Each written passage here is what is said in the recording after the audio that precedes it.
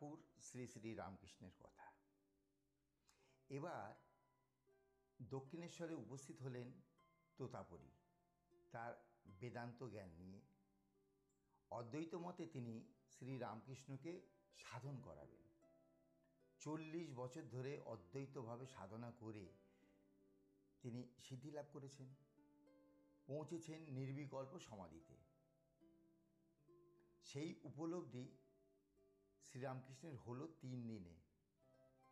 তোতাপুরী তো অবাক হয়ে গেলেন, পরীক্ষা করলেন অনেকভাবে, বুঝলেন সত্যিই নির্বিকল্প সমাধিতে।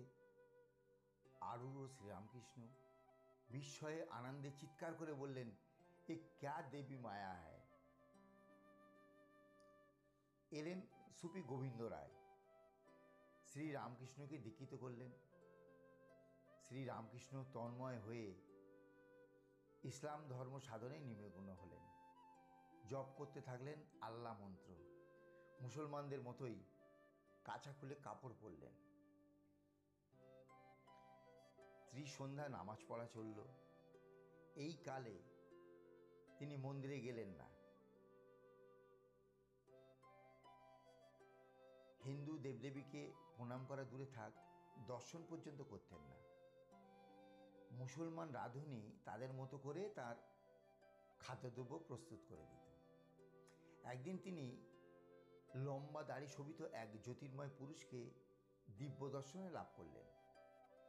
বটতলায় ধ্যান করছেন। দেখলেন শান কি করে এক দাড়িওয়ালা মুসলমান ভাত নিয়ে এসেছেন।